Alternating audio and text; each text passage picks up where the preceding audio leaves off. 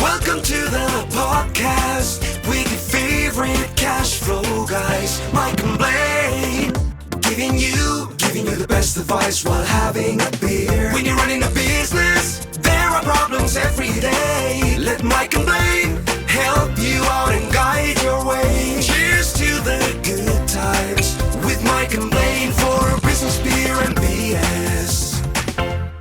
Hey, it's Mike Mylan and Blaine Birch, and this is Mike and Blaine because it's Thursday, and this is what we do on Thursdays. We record our podcast just for you, and we're going to talk about business, beer, and BS, and this is episode 91 with us. Hey, man, what's up? Oh, well, it's been kind of a fun little start here. I got a really good beer here that I'm excited to show because I saw your sneak peek. I saw your topic. And now I'm starting to try and find beer that matches the topic. And I think I got a good one here. So before I show the beer, you got to say the topic so I can show you why the beer matches the topic. All right. So this time, here's kind of what happened. I'm like going, I think we really are too easily manipulated as people, right? And I'm like going, oh my God, there are so many things that we do in our business just to get people to make a decision to buy from us, to use us, to love us, to like us, to just subscribe to us.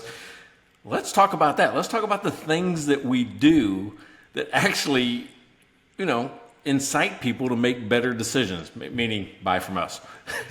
So that's the topic of today. Which is a why are we so easy to manipulate? Yeah. So found a beer in my fridge.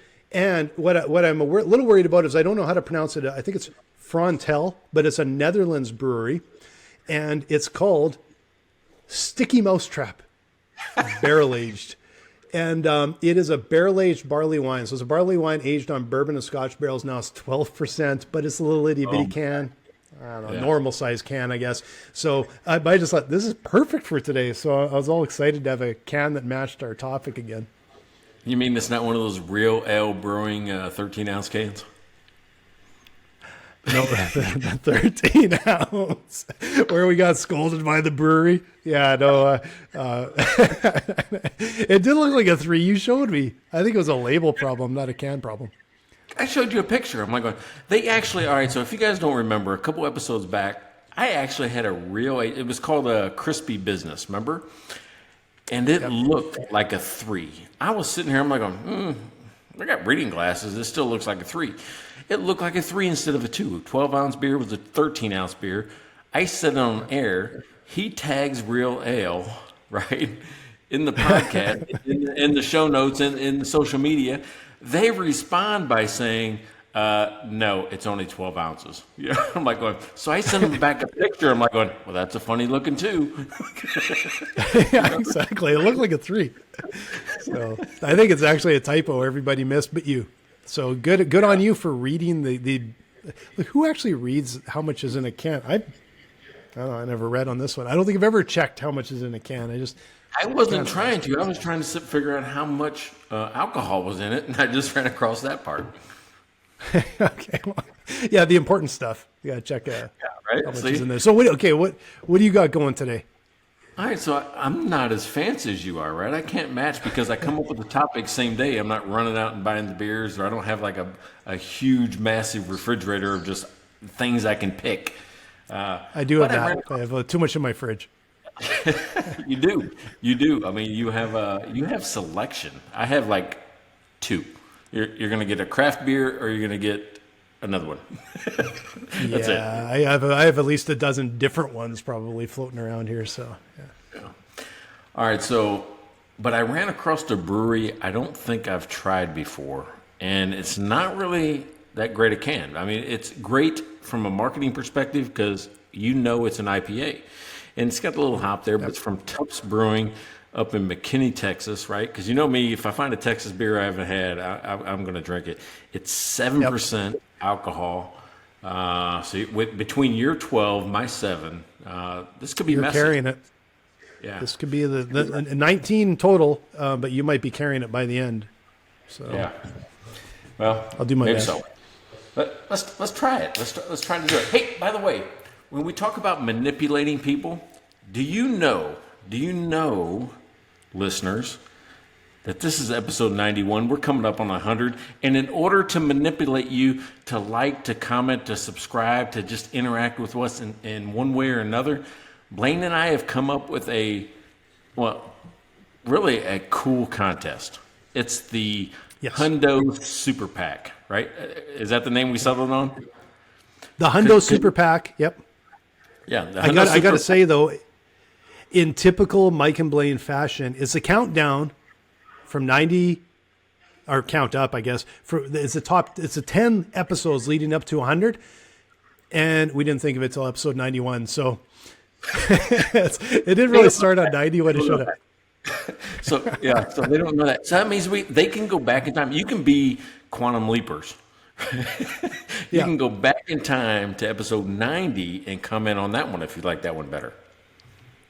Exactly. So comment on any of the episodes from 90 to 100, and you get entered in the brilliant Hundo, what is it, Hundo Challenge? Hundo Gift Pack? What was it, Hundo something? All right, it's the Hundo Super Pack, right? Hundo Super Pack. Yeah, Hundo is like a slang. It's kind of new age. Like, I mean, I've got kids in high school right around the neighborhood here. They use Hundo for this, that, and the other. I'm like, I'm going to use that because I'm hip. I'm trendy. So we're going to call it the Hundo Super Pack. We're going to use the 100. That's the emoji, right? Keeping it real. I think that's what it means. Keeping it real, keeping it 100. And we came up with a prize list just minutes before this episode. If this seems a little half-baked, it's because we just came up with it before the episode. For those of you that can see it on YouTube, there's my notes about what I was going to offer. And here's what we're thinking for the Hundo Super Pack. If you are the lucky chosen winner of either commenting on any episode between 90 and 100, so between now and 100, any episode on YouTube, LinkedIn, where else? Facebook, doesn't matter, right? Facebook. LinkedIn, YouTube, Facebook. Those are the ones we're going to look at, so it does matter because we probably don't look at anything else. All right. That's right. That's way too much work, right? Remember, this is a hobby. Remember, this is our side hustle, right? Last episode was my business has a side hustle. Well, it's called Mike and Blaine. Yeah. All right. So the Hundo Super Pack is, first of all, you're going to get a Mike and Blaine T-shirt and a Mike and Blaine mug. Remember, we've been promoting those pretty big. So you're going to get one of each. You're also, if you have a business, and even if you don't have a business, we'll just talk about you, right? Or promote you. We're like going, and if you don't give us material, we're going to make it up. But in a nice way. So 4 ads, if you want 4 ads on us, that's evergreen material, right? We're going to talk about you, your business, those type of things. You get 4 ads with us. You're also going to get 3 signed books, right? All of our books, Blaine's got one, I've got 2. Blaine's working on another one, so you can get 3 I'm working on 2, Yeah. but they're not ready yet. So you can get 3 buy 2 more. How about that? How about that? Exactly. Yeah, you get 3 from us, and then you can buy 2 more. I mean, that's on you. Signed books. Signed books. I don't know if that matters, but signed. Yeah, we'll sign them. We'll say something really profound. You're going to get 3 months of dry run, right? So every episode you've listened to, you've heard something about dry run. You've heard about cash flow forecasting and lumpy cash. So you're going to get access to Blaine's dry run forecasting software called Dry Run for 3 months to check it out in your business and really see, what your future holds, right, from a cash flow perspective. And then I'm going to throw in an hour, right? So an hour of cash flow, Mike. We're going to talk about your business. I'm going to find hidden cash and give you advice on what to do. So that is the Hundo Super Pack. And I think that's really good. If you're a business owner and you're looking for ways to improve your business, the Hundo Super Pack is worth a comment, right? Easily, yeah. Easy. Doesn't have to be a nice comment. We've had lots of nasty comments. No, nasty. We've had instructive comments a few times. Yeah, we're good with that. Do you remember what the guy said? Whenever we're wrong, somebody points it out. I love that. I actually love it. Yeah. Yeah, and I think it's like, geez, even this topic is like, well, we're going to talk about it, but don't look for experts on this one. It's So the BS part, there's probably more BS than business, just so you guys know. So, You know what? I've actually had some time to think about that. I came up with it rather than a 10-minute before coming up with a topic. I did it about an hour before, so I had a chance to think about it, right? The way we manipulate it, right? And here's where it came about. All right, so I'm going to admit, on occasion, I get sucked into reels. Reels are those little short videos, like they're maybe up to a minute long, right? Well, I saw one yesterday. I'm going, damn, that's good. I mean, why is it that we're so easy to manipulate? Here's what it was. A professor gets up in front of his students, right? And he has two circles on the board. And we'll say a PowerPoint. It's up on the screen. It's two circles. There's one red. There's one blue. And he says up front, he says, these are two circles, and they are not the same size. So you're looking at it, and you're going, well, they kind of look the same size. So your gut instinct is, no, those are like, everything about those circles is the same except for the color. And he says, those are not the same size. These are just two circles I have up on the screen, and they're not the same. And then he asked the students, he goes, those of you who think the blue circle is larger, raise your hand. And have the students do that.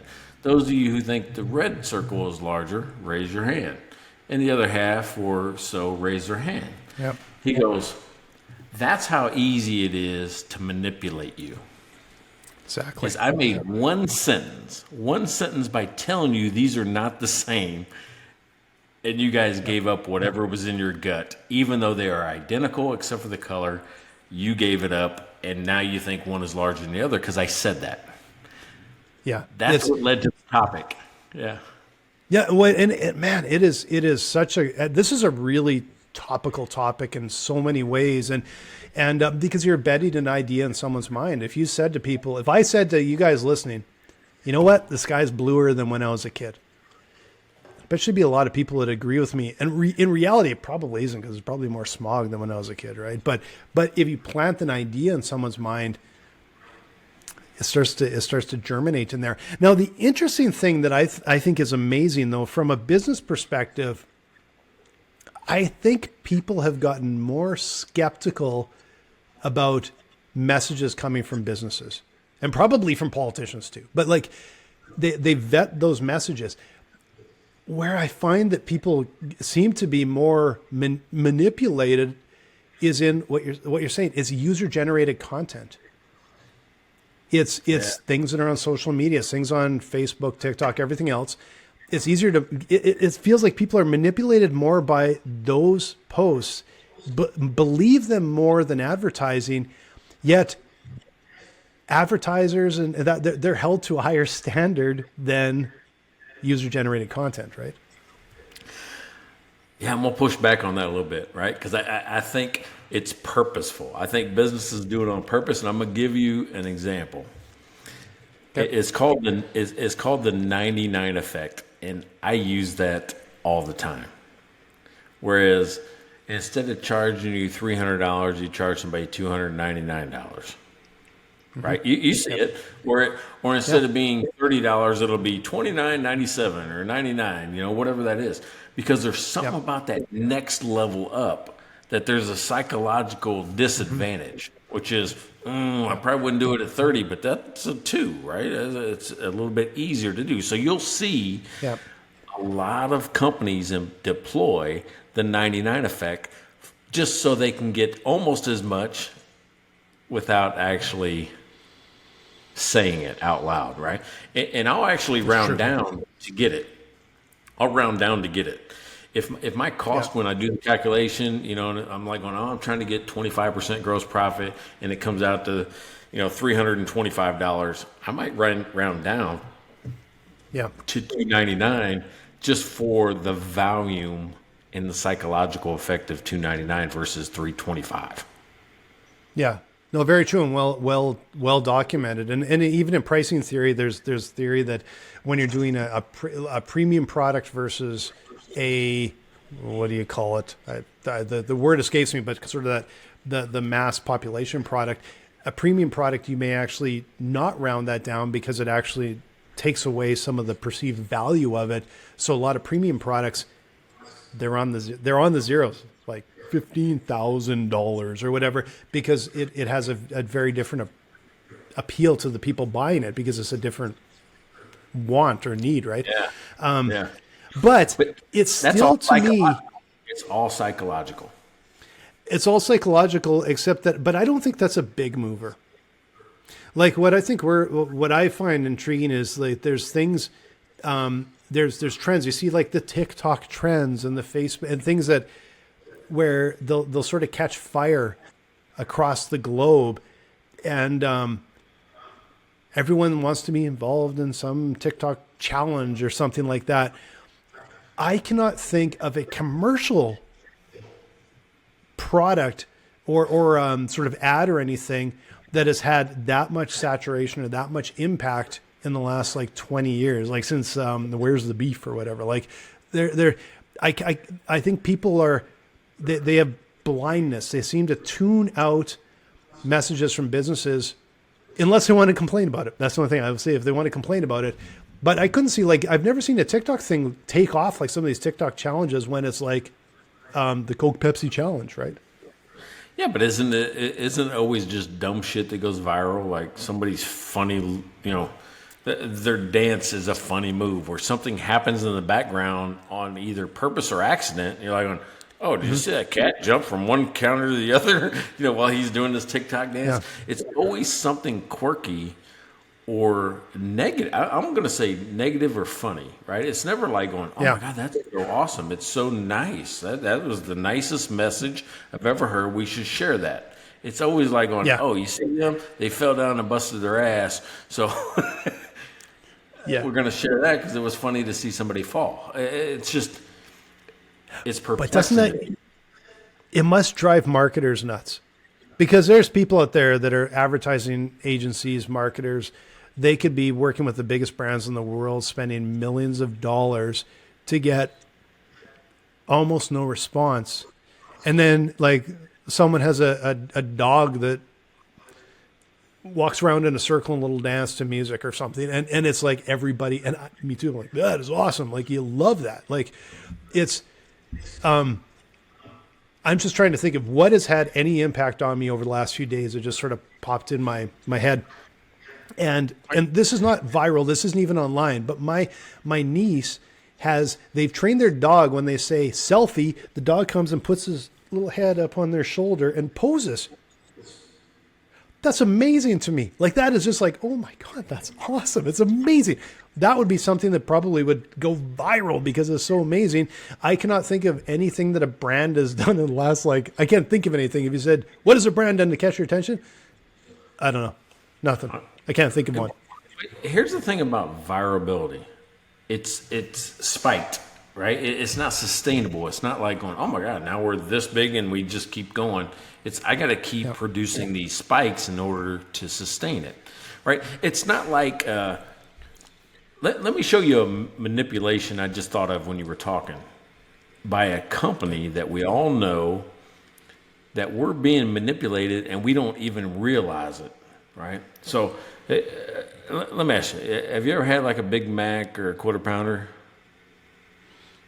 Yeah, it's been, okay, I'll be honest, it's been years, but decades, but yeah, I have. You're a fitness guy, yeah, but who makes not those? A fitness guy, I'm like a craft burger guy. So just like my craft beer, I want to go to a little tiny restaurant that does good burgers, right? So you just keep proving time and time again how bougie you are, really. Oh, I know, it's awful. You got the Japanese denim, you got crab beer, crab burgers, you got but all right. So Merino. What is it? It's Merino. Unbound Merino. This is so awesome. I will pump those guys. It's awesome. Is that Target? Who sells that? Oh, it's Unbound Merino out of Ontario. It's a little tiny business. I support small business anywhere I can. Right. So, all right, fair enough. Yes. Yeah. All right. So, but let me ask you. That's McDonald's, right? The Big Mac and quarter pounder. Yeah, it's big. It's McDonald's. Did you realize that the menu that they show you outside is different than the menu they show you inside? No, I had no idea. Yeah, right. So Really? the things that they show you outside is different. Even though you can order anything that's on the menu, including the inside menu, they just don't show it to you because the whole purpose is to make speed, right? So they leave the items off. Interesting. Serious. They leave the items off that take the longest to prepare, so the drive-through is faster, right? So because we are that type of person where if I don't see it, I don't order it, right? And the psychology behind it, is just like going, if I don't show you, you're not going to order it, even though you know it exists inside. If you went inside, you'd order it, right? Because you see it. Yeah, and I can tell you exactly how that happened because it's an old acquaintance of mine named James. I remember when we were about 19 and he was ahead of us in the car ahead of us going through the McDonald's drive-through in the morning. I think we were heading out to paintball or something like that.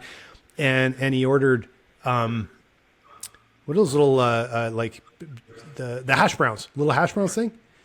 Mm-hmm. We sat in that line for like 15, 20 minutes. We were almost late. And then we found out later it's because he went up and ordered something like 35 hash browns. He's the reason. He is the reason. People like that is the reason that they're like, we got to figure out how to speed that thing up, right? Because it's like by the time we got there, like, what's going on? And then, of course, they're out of hash browns, but it took forever to do these like 35 hash browns. Yeah, but I mean, but that's just what I'm saying. People, especially larger corporations with a lot of data that know how you're going to react one way or the other, they will put something out there that just creates a reaction in you, that you don't even expect or anticipate. For instance, for years I questioned this. For years I questioned the first-time buyer's discount that car dealers give. First-time buyer, right? I'm like, I bought 10 cars. How come I don't get a bigger discount than the guy that's never bought a car ever? Yeah. You ever thought about that, right? That they get an extra $500 just because they've never bought a car. Well, and then I started thinking about it. I'm like, wait a second. Let's look at what all car dealers do, right? So if you sit in any car, they're all kind of the same. They got turn signals, and they got cruise control, and they got radios, and they got power this and that. They're all got kind of the same stuff, but they're all shaped or they use them differently. Some of them have knobs that you turn like this. Some of them got sliders. Some of them got, it's on the dash. It's on the, it's on the left side of the column or right side of the column. I'm like going, well, why the hell would they do that? Why wouldn't it be standard across cars so it doesn't matter what car we jump in? Huh? Think about it. Yeah. Because if I get you, the first-time car buyer, to sit in my car, you get used to it. Oh, I like it when the cruise control's on the, the windshield wiper thing, or I like it when the radio is over here to do this. And you get used to it after 3 to 5 years, the average length of a car. Yeah. Right? And you don't want to change. Yeah.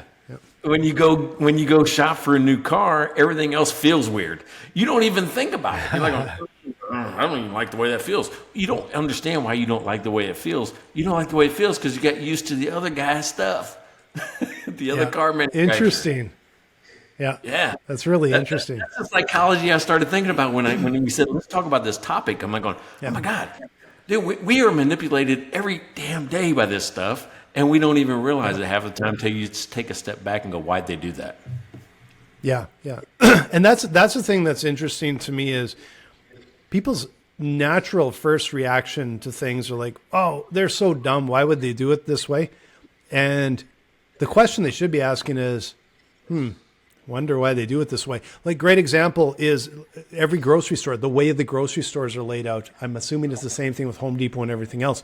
But the way that they lay out the different sections, you've got your fresh over here, but the bakery is usually on the other side. They have ways that they want to move you through the store. What's on different height of shelves? What's on at the time?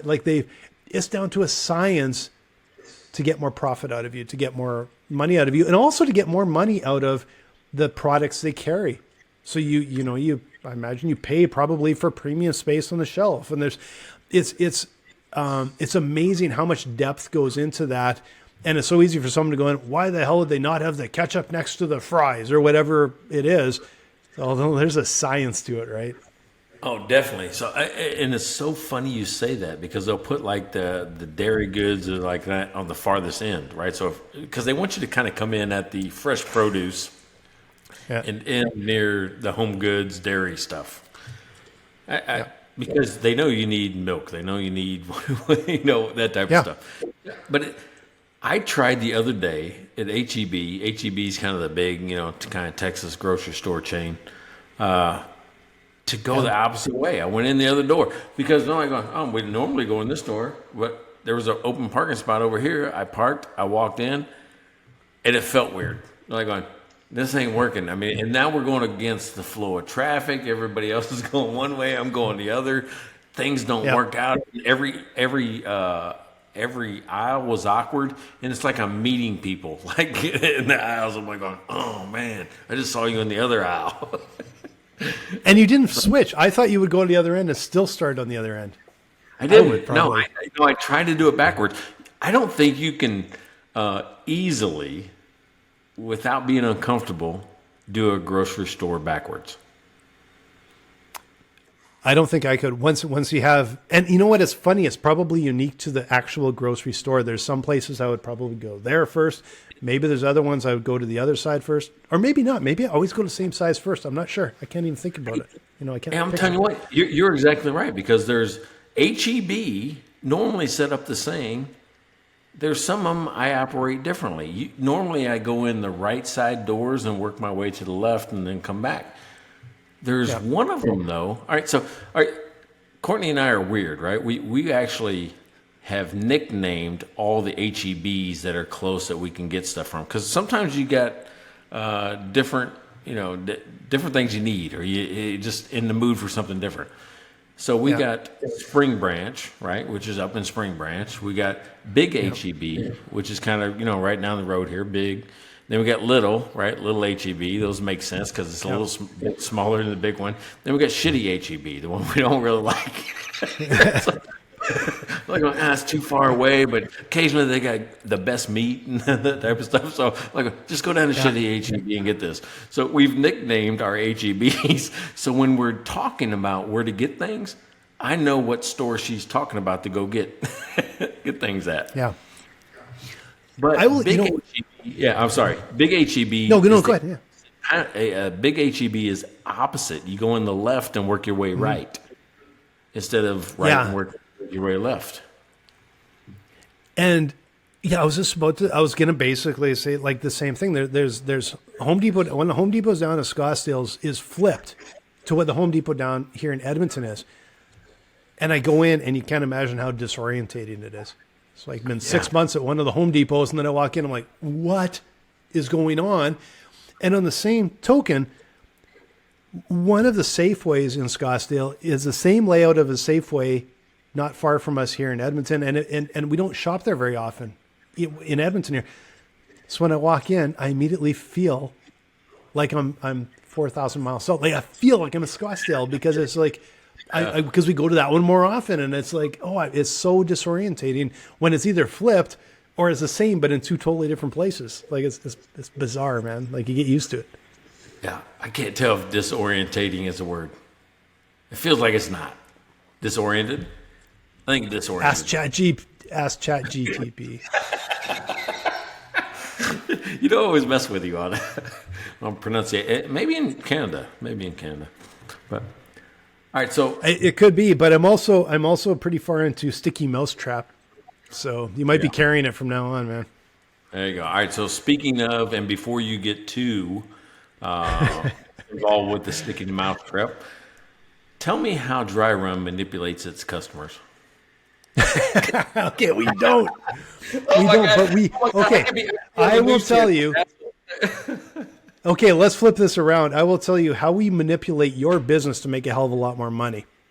Because I will say that you are, without a doubt, leaving at least $250,000 on the table per million revenue. And that is conservative. And I can tell you why. Because what we do is we help businesses with lumpy cash flow. And if you have lumpy cash flow, you know exactly what I'm talking about.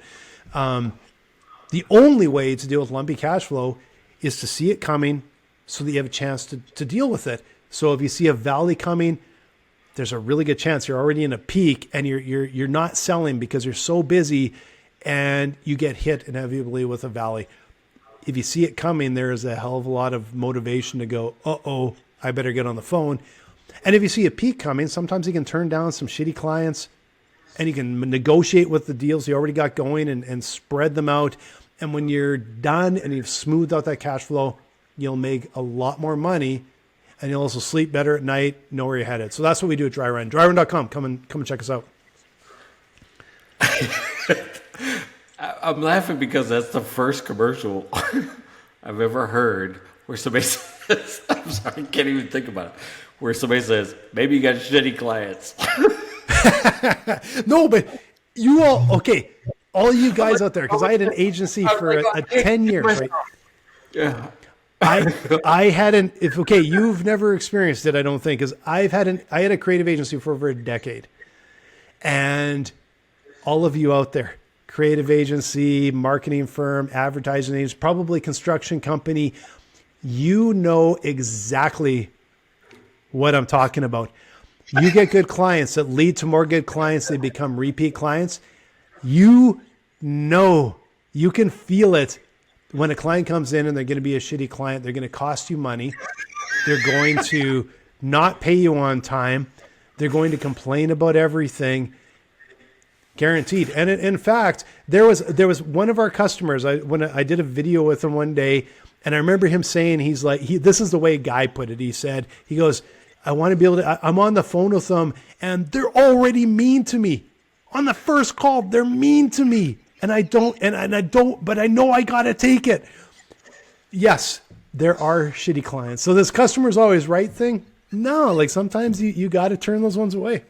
And you all know what I'm talking about. We will help you turn those ones away. Come talk with us. We'll help you with that.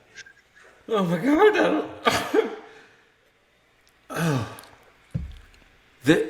That was the funniest thing I've ever heard on this show. I don't know why. Why am I going? We all know it's true. We all know there's people you're like going, yeah, this would be a great business if it wasn't for the clients. It's like, oh shit. I don't know why it hit me so funny. I'm sure it's not Tupp's Brewery. Or is no, it? but like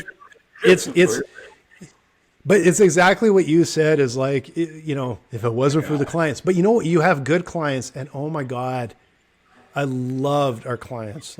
But we learned over the years how you vet out the bad, how you flush out the bad ones, because they really hurt your business. A little bit of cash coming in, a little bit of revenue does not help. And like one of our customers at Dry Run said, when he started using Dry Run, he said, I have never made more money for less work. And it's just because he gets to charge more dollars and pick really good clients that are going to become repeat clients. And that's a big thing, right? Like it's a big impact. Hey, first of all, I'm a believer, right? I'm a believer. I will promote Dry Run, but that is easily the funniest thing you've ever said on this show. In 91 episodes, I don't think I've ever broke down and like going, oh my God, I can't complete a sentence next. And it's not because of beer. It's because of shitty clients. We all know it's true. And they don't, and whatever you think, guys, it doesn't help your business. It hurts your business. So, no. All right, so psychology of buying, right? We all have things that, we either do as business owners or we see as consumers, and you don't connect it. You just kind of like going, well, you just kind of go along. And I think there's a little bit of marketing prowess that says they're not really going to think about it. You just say this and they'll do it. Right? I really do think there's a little bit of marketing prowess that coaches us into doing the things that they want us to do, either through verbiage, through signage, through traffic pattern, as we've already decided. Mm-hmm. There is, but I strongly believe advertising's never going to get somebody to buy something they don't want. You're never going to walk into a store and buy something when it's a store that doesn't have something you need. So all the stuff they're doing is just they're trying so hard to close a deal and get a little upsell, and we know how hard it is to get people to buy, right? So some stuff I think is effective where it might get you, but it's never going to really get you to buy something you don't really want, but it might get you to go, looks like a pretty good pack of gum, right? Like it's not going to be big dollars, but it can add up, right? All right, so we actually went through this exercise here, and I was surprised that my customers were telling me this is how they need to see my pricing. And that's a weird thing. And I told them, I said, this is the first time I've kind of let customers decide what I should charge for things. I've never done that before. But I'm like going, oh my God. And what they're telling me is how they need to be manipulated. I'm like going, you know what they're saying? You know, you're like going, because I had just pricing set out because, all right, so here's what it is. I had some a la carte services. 1, 2, 3. Service 1, service 2, service 3. If you don't want to buy a package of them all at once, maybe you can't afford it, maybe you just don't need it, you can buy them individually. Mm-hmm. And it was at a little bit more cost than the package, right? So if you buy them individually, it costs more per than if you just bought all of them together. If you bought them individually, it was more than buying them together, right? And that's standard. Yeah. I think everybody does that. Super standard. Yeah. And I do it. You're like, oh, why do you do that? You're ripping people off. No, it's easier for me to manage if you just buy the package. I ain't got to worry about like going, oh, well, Blaine only has these 3 things, so I can only do those 3 things with him. So when he calls me, I don't have to go look and see if I owe him what he's paying for. If everybody's on the package, it doesn't matter. I just treat everybody the same. Yeah, exactly. Right? Yeah. So I make the package more enticing. What they told me was the discount for the package wasn't significant enough. Mm-hmm. And to remedy to make it right, they said raise the prices of the individual stuff. I'm like going, what? They're like going, just make it more expensive to buy it individually than the package, and more people will buy the package. I'm like going, yeah, but it blew my mind that they were asking me, no, we need to be more manipulated by you and your pricing strategy, so we'll buy the package rather than the individual stuff. I'm like going, so that's what I did. So I obliged. But, nice. To me, I'm like going, it's not a manipulation from my standpoint. It's a psychological conquest that they have to have. To me is, I want you to buy the whole thing and make it so appealing that you think everything else is dumb. That's a dumb decision if I just piecemeal these things in. Now, but I also give you the option, if you can't afford the whole package, you can get just the things that are important to you. Might cost you a little bit more, but not as much as the package. You follow me? Yeah. No, and it's the same thing that we're always doing. Like, we have a discount if you buy for the year versus monthly. And we're always looking at like, where's the point where it becomes really more attractive to buy the year, because it's better for them and better for us, right? Like, hey, you don't have to think about it, and you get a good discount. And for us, we're not, helping training someone that bails early for some reason, right? Yeah. All right. So another place I'm manipulated? Me as a consumer. Yeah. These bundles, right? Bundles.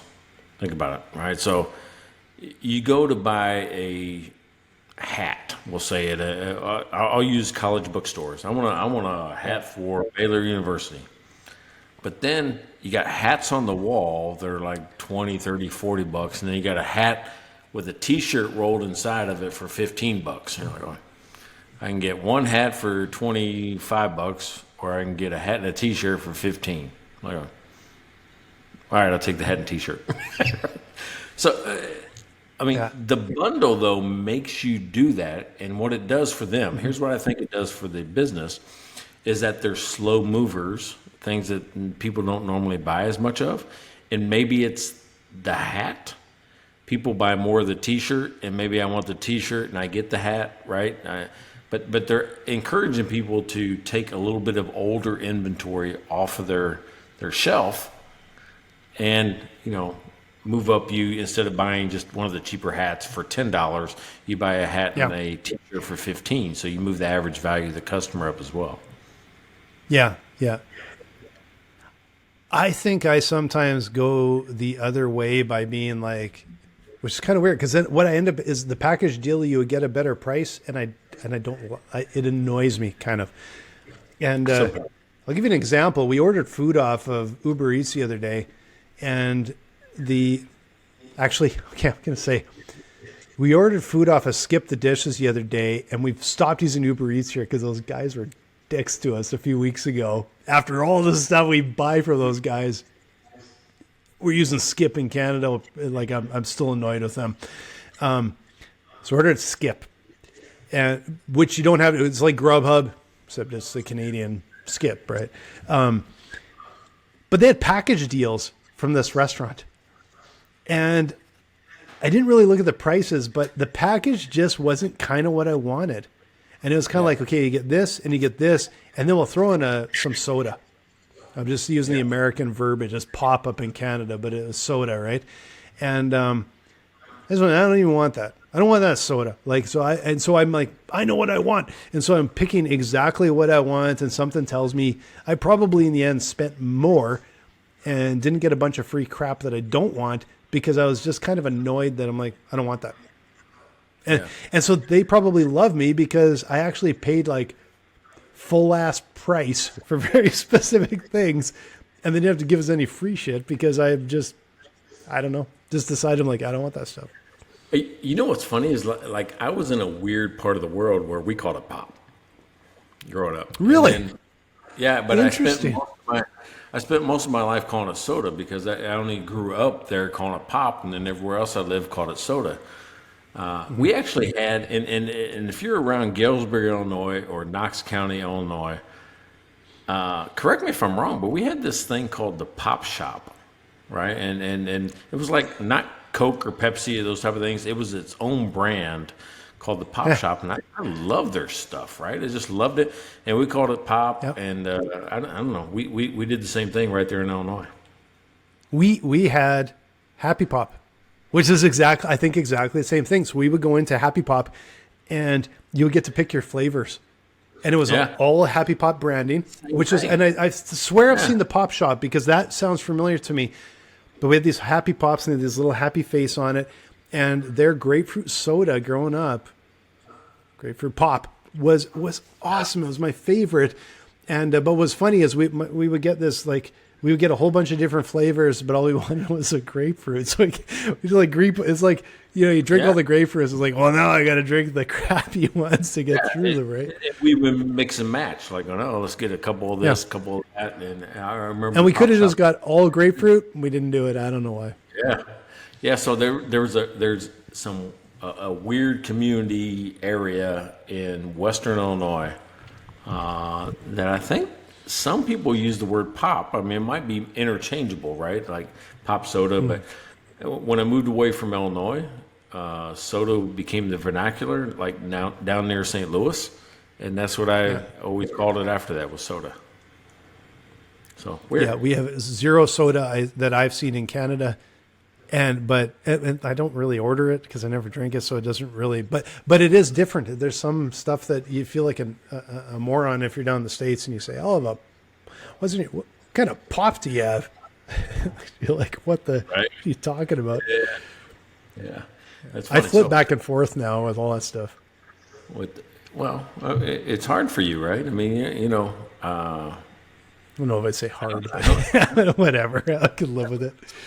Yeah, it's hard for you. I mean, you got your brain. I mean, it's like instead of left brain, right brain, like we all are. I mean, you're like Canadian American brain.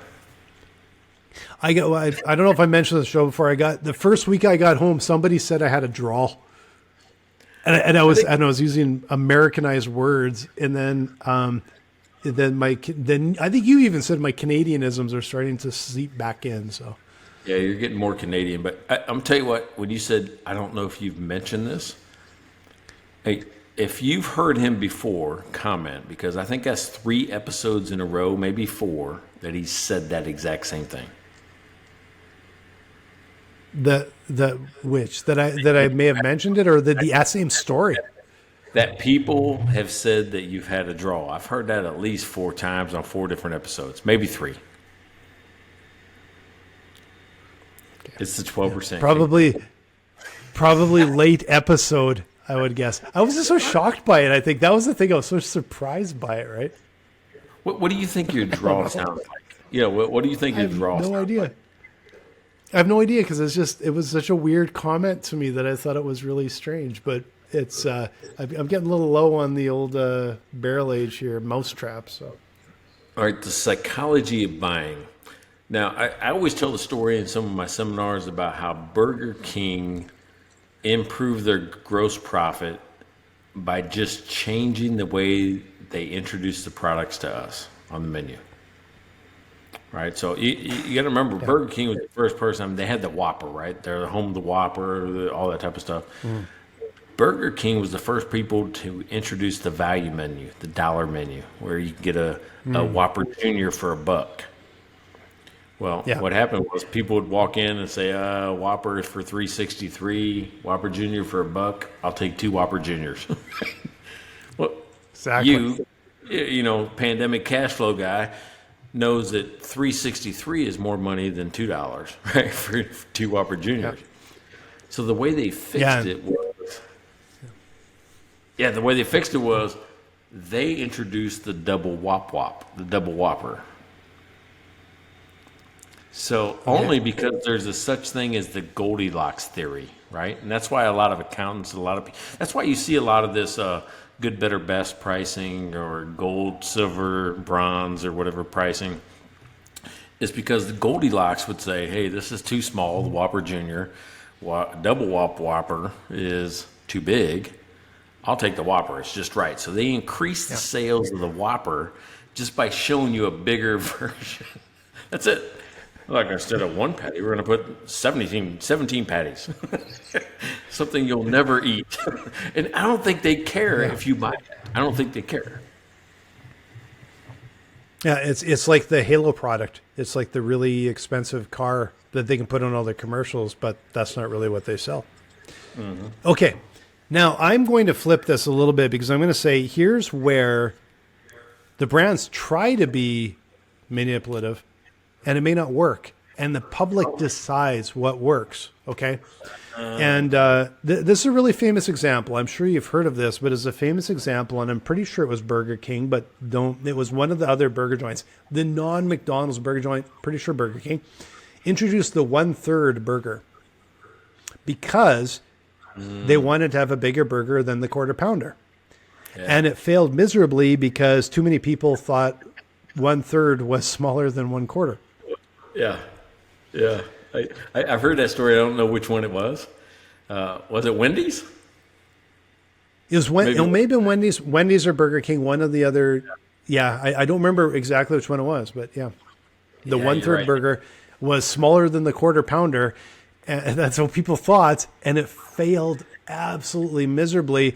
And that's where I think it brings that realism back to the market is still going to decide. Like, you're still at the mercy of the market. You got to kind of remember that. You can try and adjust, manipulate is probably a negative way to say it, but you're still at the mercy of the market. Well, the way I try to look at it is it's always the KISS method, right? And people go, KISS, and they always have that. You know what it means? What does it mean to you, KISS? No, let's keep it simple. Yeah. You didn't say the other one, right? Keep it simple, stupid. Yeah. See, you're negative. Your version is negative. That's what I thought about, Canadians. They're just negative about things. You're totally right, to be honest. But I'm just like going, no, it's keep it super simple, right? So, and the thing about... Are you serious? Is that what it is in the States? No, that's what I call it. Okay, that's what you call it. Okay, because everybody's trying to beat you up over being too negative. I'm like going, well, you're the one that said it was negative. You said it was keep it simple. Stupid. Yeah.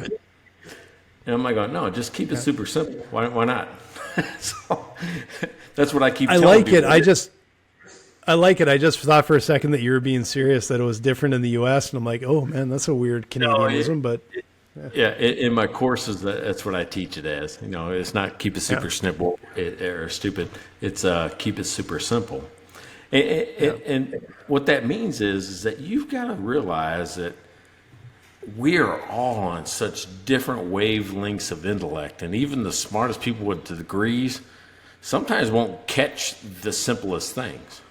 It's the weirdest. It's the weird, like 1/3, one quarter, because you make an instant, reaction to what you hear, and it's not always right. So you got to keep it so simple that everybody knows. Everybody knows gold, silver, bronze. Oh, gold's better than silver. This is better than bronze. So you keep it so simple that way. Well, and I think there's a couple. First of all, simple is hard. Like for you guys, business owners out there, when you're doing your messaging and that, simple is hard. It's really easy to make something complicated, but bringing it down to the root can be really difficult. But the other thing is I think the reason things have to be simple is you just have this, because your business is your business and you care so much about it. You think the market will care just as much as you.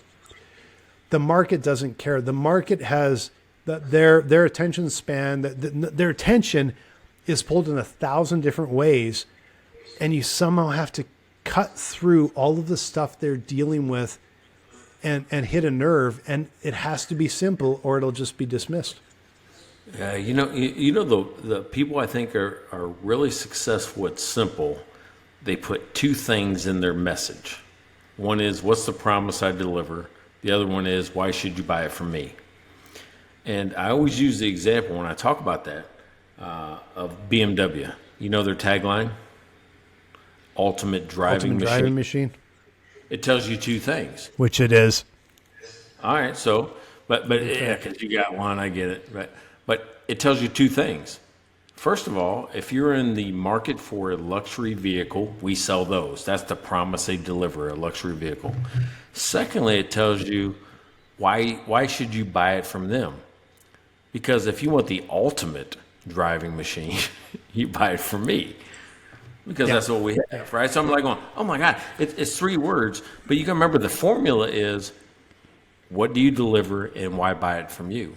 They did it in 3 words: ultimate driving machine. And that's the biggest challenge. That's what makes it hard. Is you can explain that in a couple paragraphs, but can you do it in 3 words? That's where simple is hard, because you can write it out. Getting down to just the absolute core is really tricky.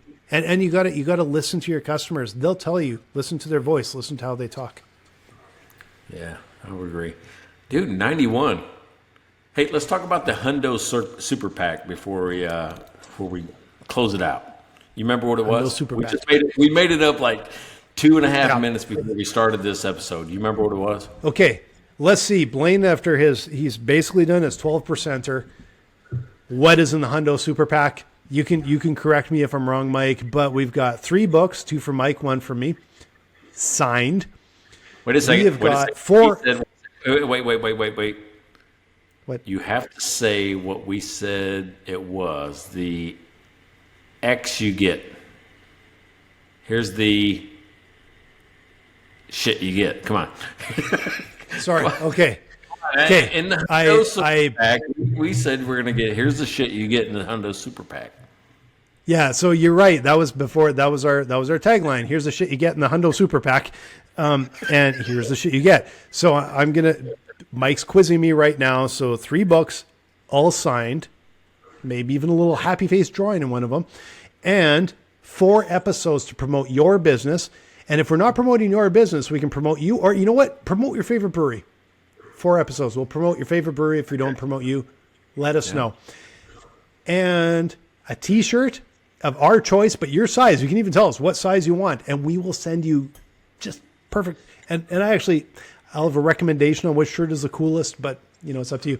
And a mug. And the mugs are beautiful, but like Mike said, they're kind of smaller than you would expect, but they're beautiful and they're stainless steel. So did I miss anything? Yeah, the two big things. Our two biggest sponsors of this show are also giving things away in the Hundo Super Pack. Oh, jeez, yeah, I forgot. You go ahead. You explain. That's a bad one. Yeah, you go. It's also part of the Hundo Super Pack. You're going to get 3 months of dry run, the ultimate cash flow forecasting software in the world. Number one rated in, I don't know where it's number one rated. In the world, yeah. Number one rated. Yeah, because I can say that rated with me, sure. Yeah, it's the one that actually allows you to create scenarios that you can compare against each other, multiple scenarios, look at them in real time. This is what we're talking about. It's the best cash flow forecasting software on the market right now for if you have software challenges, or I'm sorry, cash flow challenges. Secondly, you're going to get an hour with me where we're going to find hidden cash. I'm going to give you advice on what to do to put that cash in your pocket. So when you're forecasting it, you know what to do with it next. So that's how Mike and Blaine work together. I find the cash. He tells you what to do with it and where to what it's going to look like in the future. Damn this beer. What was hilarious is like, because now like Mike and I were just like, hey, we should be promoting our own companies. And before that, we actually had like outside sponsors. So I started to think about the outside sponsors and the beer sponsors we've had, and not really realizing that, yeah, that's actually us. So thanks for circling me back, Mike. We figured this is a good platform for us to talk. So yeah. You missed the two biggest sponsors of the show, Cashflow Mike and Dry Run. All right, so here's the rules. Here's the rules to the contest between now, which is we're telling you in episode 91. Keep it simple. To 100. So the next 9 episodes since you're hearing this, you can go back to 10 episodes if you want to. Number 9. Any comment you make is another entry. We'll say it that way. Yes. Right, another entry. All right, so you know what? I already screwed that up because somebody's gonna go question mark, period, and have like 100 entries. That's not true. Yeah, we're gonna delete that shit. That's not gonna count. Okay, so you have to make a real comment on a real video, and one per episode, one per episode per platform, because it's basically YouTube, Facebook, and LinkedIn. We're just making these rules up as we go. Anyways, what we want is real comments, and honestly, you still get you literally will get included in the draw, even if you're kind of a dick. So hey, you can comment, but I would prefer, and so would Mike, we would prefer if you have a nice comment. But we're not even restricting that. There you go. So the Hundo Super Pack could be yours for the price of a comment. Price of a comment. Yeah. The price of a comment. So hopefully a nice one. Yeah, episode 9, because he's Canadian. If not, just say sorry.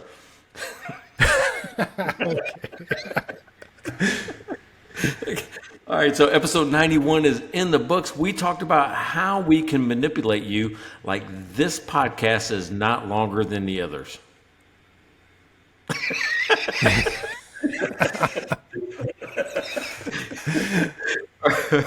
All right, man. Good to see you again. All right. Thanks, man. See you guys all next week. Check out their website at mikeandblaine.com. Then subscribe to the podcast and buy these guys a beer.